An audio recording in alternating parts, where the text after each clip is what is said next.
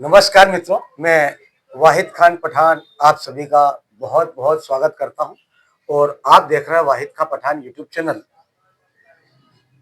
आज जो वर्तमान परिदृश्य है जिसमें शिक्षा पर काफी जोर दिया जा रहा है और शिक्षा एक ऐसा हथियार है जो हर क्षेत्र में आदमी के काम आता है और साथ ही चाहे वो कोई सा भी दौर रहा हो उसमें शिक्षा पर बड़ा जोर दिया गया है। तो आज शिक्षित व्यक्ति देश में कई पदों पर आसीन रहते हैं और देश की सेवा कर रहे हैं, समाज सेवा भी कर रहे हैं। आज हमारे साथ संजय कुशवाहा जी है, जो हम बता दें आपको कि जो हमारी इनसे चर्चा हुई इसके अनुसार माननीय सुप्रीम कोर्ट न्यू दिल्ली में आप प्रैक्टिशनर हैं और हाई कोर्ट एवं सुप्रीम कोर्ट में अपने पक्षकारों का कार्य देखते हैं। तो जो वकील साहब है, जो वकालत का जो पेशा है, यानी कि एक न्याय की जो उम्मीद करता है एक वकील साहब से करता है। तो हम सबसे पहले कुशवाहा जी को, सर नमस्कार आपको। नमस्कार। बहुत बहुत नमस्कार। हम सीधा सीधा आपको, जो आपकी जो एज है, एक जो आपकी जो एज देख के ऐसा लगता नहीं है कि माननीय सुप्रीम कोर्ट तक आप वहाँ पर कार्य करते होंगे या वहाँ तक पहुँचे। तो आखिर क्या राज है, वरना बहुत उम्र तक वहाँ पर पहुँचने में समय लगता है। क्या इसमें क्या बोलना चाहेंगे? देखो, ऐसा है कि सुप्रीम कोर्ट में कोई मापदंड नहीं है, किसी भी उम्र का व्यक्ति पहुंच सकता है। मोस्टली होता ये है कि जो लोग हाई कोर्ट और ट्रायल कोर्ट से जजेस वगैरह रिटायर्ड होके जाते हैं, या जो लोग बाहर से डिग्री वगैरह करके आते हैं, मोस्टली जिनकी फैमिली अच्छी बैकग्राउंड से ताल्लुक रखती हैं, जिनको पैसे की ज़्यादा दिक्कत नहीं आती, तो वो लोग वहाँ तक पहुँचते हैं, जिससे कि उनको रहने और जीवन यापन की समस्या ना आए और अच्छा सा सेटल होने के बाद अच्छा सा पैसा भी कमाते हैं। सुप्रीम कोर्ट के वकीलों की जो है मोस्टली फीस होती है 1 लाख रुपए से कम नहीं होती है, और वो करोड़ों तक जाती है। जैसे मैटर होते हैं उस हिसाब से फीस जाती है, और वो एक टॉपेस्ट कोर्ट है देश का। उसके बाद कोई कोर्ट नहीं बचता है किसी व्यक्ति के पास। तो जो व्यक्ति वहां तक मुद्दा लेकर जाता है, उसका एक माइंड सेट होता है कि वहाँ पैसा खर्च होता है, और लेकर भी जाता है पैसा, तो पैसा खर्च करता है। रही बात वकीलों की, तो वो एक उम्र का इसमें कोई विशेष महत्व नहीं है। बस ये है कि कोई व्यक्ति लॉ करता है, वो अच्छी यूनिवर्सिटी से कर रहा है, उसके पास अच्छे गट्स और टैलेंट है, तो व्यक्ति जल्दी जल्दी मोस्टली सोचता है कि हम हाई कोर्ट कवर करें, जहाँ पर पैसा भी ठीक ठाक मिलता है, क्लाइंट भी आते हैं, और एक अपनी बढ़ाव की ओर जाता है कि हमें कुछ बढ़ना है, जीवन में बड़ा करना है, तो सुप्रीम कोर्ट तक भी जाता है। और हर व्यक्ति का टैलेंट और उसकी जो है जिज्ञासा के ऊपर वो आगे बढ़ता है। जैसे मेरे अंदर एक जिज्ञासा थी कि मुझे आगे बढ़ के देखना है कि सुप्रीम कोर्ट में क्या होता है, कैसे होता है, प्रोसेस क्या चलती है। तो उस पर्पज से मैं गया था। जब वहाँ जाकर देखा तो मेरा जो है वहाँ पर प्रैक्टिस का जो है स्थायीकरण हो गया है, और जाकर के वहाँ पर जो मैटर फाइल करना चालू करना, उसके बाद जो है यहाँ से अपने हाई कोर्ट के भी मैटर रहते हैं, यहाँ से ले जाना, जो ट्रायल कोर्ट के होते हैं वो हाई कोर्ट तक ले जाना। मोस्टली हमारा कार्य रहता है कि जो है हाई कोर्ट और सुप्रीम कोर्ट देखते हैं। बाकी ट्रायल कोर्ट ऐसा नहीं है कि ट्रायल कोर्ट ना देखते हो। जब पैसा देता है व्यक्ति ठीक ठाक, या कुछ वास्तव में जो है परेशान भी है, पैसा भी नहीं दे रहा, और समाज में अगर उसको ये देखने को मिल रहा है कि वो वास्तव में पीड़ित है, और कहीं ना कहीं सरकार उसके साथ उपेक्षा कर रही है, उसकी जो है कार्यशैली रुकी पड़ी है, कोई उसको ध्यान नहीं दे रहा है, गरीब बिल्कुल व्यक्ति है, तो उसके हिसाब से उसको जो है हमें पैसे के लिए ही नहीं, केवल उसके लिए भी लड़ना पड़ता है और उसके साथ खड़ा होना पड़ता है। इसमें ऐसे अभी एक मुद्दा कुछ हमारे आलोट का भी आया था, जो बेचारी एक गरीब पक्षकार थी, उसका नहीं था कुछ लेने देने को, तो बोली वकील साहब फीस नहीं। तो मैंने कहा ठीक है, कोई दिक्कत नहीं, जितना जो कुछ हो आप करते रहना, नहीं भी होगा तो कोई दिक्कत नहीं, हम आपके साथ हैं। और उसका केस भी लड़े और उसको सफलता भी दिलाई कई हद तक। तो ऐसे आपकी जो है जिज्ञासा के ऊपर आप आगे बढ़ते हैं। आप सुप्रीम कोर्ट या हाई कोर्ट, इससे कोई विषय नहीं रखता कि आप कहाँ प्रैक्टिस कर रहे हैं, बस आपका टैलेंट आपको निखारता है। वो आप किसी भी जगह पर प्रैक्टिस करें, और इससे कोई बहुत विशेष फर्क नहीं पड़ता। अगर आपके अंदर टैलेंट है तो आप हाई कोर्ट भी अपियर हो सकते हैं, टैलेंट है, बोलने की क्षमता, कार्यशैली, तो आप सुप्रीम कोर्ट भी कर सकते हैं।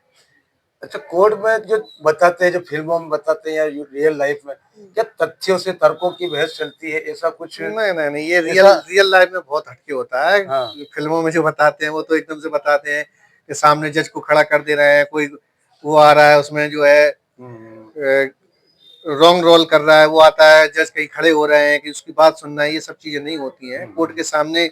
डिसिप्लिन बहुत डिसिप्लिन में आपको जाना पड़ता है। प्रॉपर वकील हो तब भी आपको प्रॉपर ड्रेस में जाना पड़ेगा, और कोई भी व्यक्ति हो, चाहे भले ही मंत्री क्यों ना हो, वो भी जाकर कोर्ट को नमस्कार करता है, बिना कोर्ट के नमस्कार किए कोर्ट की तो ही नहीं मानी जाएगी अगर वो व्यक्ति जाता है।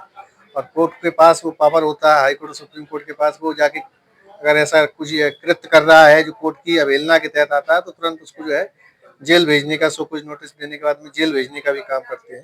और बहुत से मामलों में ऐसा हुआ भी है जहाँ कोर्ट की अवहेलना हुई तो लोग कोर्ट ने जो है उनको जेल भी भेजा है। तो इसी वजह से ब्यूरोक्रेसी जो है डरती है, तो हाई कोर्ट सुप्रीम कोर्ट से इसी वजह से डरती है कि उनके पास ये पावर होते हैं, वो किसी भी समय जो है किसी के अवहेलना कोर्ट की अगर करता है तो किसी को भी जेल भेजने की ताकत रखते हैं। अच्छा, बहुत सी चीजें हम सब देखते हैं कि कई बार जो माननीय न्यायालय है कोई खबरें जैसे प्रिंट मीडिया, इलेक्ट्रॉनिक मीडिया या कोई घटना घट गई तो स्वतः संज्ञान में लेते हैं, तो ऐसी भी चीजें। स्वतः संज्ञान का हाई कोर्ट और सुप्रीम कोर्ट के पास पावर होता है, वो स्वतः संज्ञान ले सकते हैं। रहता तो ट्रायल कोर्ट के पास भी है, लेकिन पर ये ट्रायल कोर्ट की जानकारी में आए तो इतना ज्यादा रिस्क नहीं लेते हैं। वो एक उनकी एरिया सीमित होती है, क्षेत्र सीमित होता है। पर हाई कोर्ट पूरे जो है स्टेट में या जो कुछ जो कह सकते हैं हम संभाग के अंदर, जैसे अपने मध्य प्रदेश में 3 ब्रांच है तो तीनों ब्रांचों की क्राइटेरिया बनी है। उस क्राइटेरिया में कोई अगर घटना घटित होती है जिस पर गवर्नमेंट कार्य नहीं कर रही है, पुलिस प्रक्रिया नहीं कर रही है और वो है उनकी चर्चा में आता है, देख रहे हैं वो, और वास्तव में लगता है किसी जजेस को कि हाँ ये जो है गलत कृत्य हो रहा है किसी गरीब व्यक्ति के साथ, मरहूम जो है किसी महिला के साथ कोई ऐसा महिला उत्पीड़न संबंधी केस है या किसी जन समुदाय से जुड़ा हुआ मुद्दा है, तो उस पर जो है स्वतः संज्ञान ले सकता है कोर्ट और उसको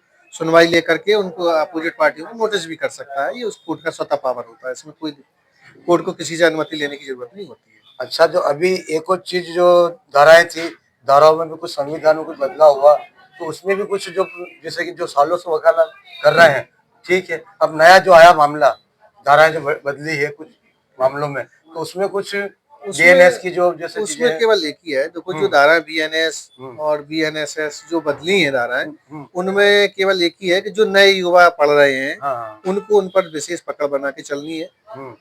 पुराने लोग भी हैं तो ये है कि उनको थॉट्स क्लियर है कि ये इसमें ये कार हुआ है तो इस पर ये बनती है, उसकी जगह सीधा सामने से देख लेते हैं तो फैक्ट पता रहते हैं तो सीधा सीधा एक्ट उठा के देख लेते हैं। कोई इतना बड़ा इशू उनके लिए नहीं है। पर जो नए युवा हैं जिनके दिमाग में जो बना हुआ था, हाँ मेहनत थोड़ी सी टफ तो हुई है क्योंकि लोगों को जो है किताबें फिर से पलटनी पड़ती हैं, पर इतना ज्यादा बड़ा इशू नहीं है। लेकिन जो नए युवा हैं उनके लिए विशेष मेहनत का कार्य है, क्यों अभी नए लॉ पढ़ना भी है, पुराने लॉ से भी पूछ लेते हैं कि उसमें उस समय क्या था।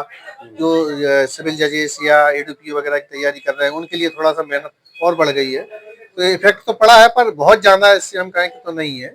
पुराने जो वकील हैं उनके लिए बहुत ज्यादा इफेक्ट नहीं है। हाँ थोड़ा सा ये है कि अब देखना पड़ता है, कभी कभार ऐसा कुछ मुद्दा फंस जाता है, ज्यादा ध्यान नहीं देते। देखो वकील को तो उसी समय देखना होता है कानून जब उसे जरूरत होती है। बिना वजह तो हमारे पास हजारों किताबें हैं, हम समय समय पर जिस केस से संबंधित होता है उसका फैक्ट देखते हैं। पढ़े हुए तो सभी हैं, लेकिन उसको रिवाइज करना जरूरत पड़ती है तो उसको देखना पड़ता है। तो ये चीजें हैं। अच्छा, अपनी कुछ पृष्ठभूमि के बारे में बताएं, ताल तक कैसे आना हुआ? पृष्ठभूमि दिल्ली के वकील साहब हमारे ताल दिल्ली से एक चर्चा का विषय रहता है जी। दिल्ली से आना ऐसा हुआ कि हमारे पे यहाँ पर जो है लोगों से संपर्क हुआ, हमारे कुछ रिलेटिव भी थे, उनके आना जाना हुआ, लोगों से संपर्क हुआ, यहाँ जुड़ा हुआ। यहाँ के कुछ ऐसे मुद्दे थे, संवेदनशील मुद्दे थे जिन पर यहाँ के कुछ लोगों ने जो है ऑब्जेक्शन लिया, कुछ वकील जो है पीछे हट गए जिन्होंने केस भी नहीं लिया। तो बेचारे वो लोग संपर्क में आए, उन्होंने अपना पक्ष रखा कि साहब हमारी कोई यहाँ लड़ाई लड़ने वाला नहीं है, हमें विश्वास भी नहीं है, आप थोड़ा हमारा पक्ष रखो। तो उनकी पक्ष रखने के लिए हमने उनके केस यहाँ लिए, हैंडल किए। उसमें कुछ समस्याएं भी हमें भी सामना करना पड़ा। उसके बाद में जो है लोगों से संपर्क हुआ तो लोगों ने अपना काम निष्पक्षता के साथ हमें देने का प्रयास किया और हमने भी पूर्ण निष्पक्षता के साथ उनका काम किया और लोगों से इसी तरीके से जुड़ा हो गया।